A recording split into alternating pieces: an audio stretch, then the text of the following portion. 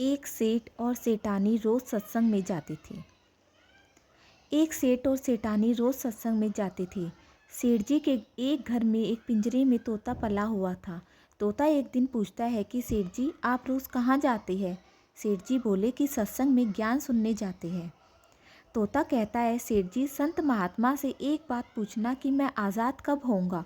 सेठ जी सत्संग खत्म होने के बाद संत से पूछते हैं कि महाराज, हमारे घर में जो तोता है उसने पूछा है कि वो आज़ाद कब होगा।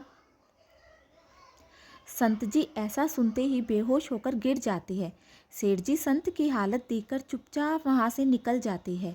घर आते ही तोता सेठ जी से पूछता है कि सेठ जी, संत ने क्या कहा। सेठ जी कहते हैं कि तेरी किस्मत ही खराब है, जो तेरी आज़ादी का पूछते ही वो बेहोश हो गए। तोता कहता है, कोई बात नहीं सेठ जी, मैं सब समझ गया हूँ। दूसरे दिन सेठ जी सत्संग में जाने लगते हैं। तब तोता पिंजरे में जानबूझकर बेहोश होकर गिर जाता है।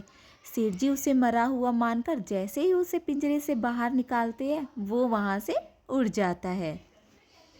सत्संग जाते ही संत सेठ जी से पूछते हैं कि कल आप उस तोते के बारे में पूछ रहे थे ना, अब वो कहाँ है। सेठ जी कहते हैं, हाँ महाराज, आज सुबह सुबह वो जानबूझकर बेहोश हो गया। मैंने देखा कि वो मर गया है, इसीलिए मैंने उसे जैसे ही बाहर निकाला तो वो उड़ गया। तब संत ने सेठ जी से कहा कि देखो, तुम इतने समय से सत्संग सुनकर भी आज तक सांसारिक मोह माया के पिंजरे में फंसे हुए हो, और उस तोते को देखो, बिना सत्संग में आए मेरा एक इशारा समझकर आज़ाद हो गया। दोस्तों, इस कहानी से तात्पर्य यह है कि हम सत्संग में जाते तो है, ज्ञान की बातें करते हैं, सुनते हैं, पर हमारा मन हमेशा सांसारिक बातों में ही उलझा रहता है।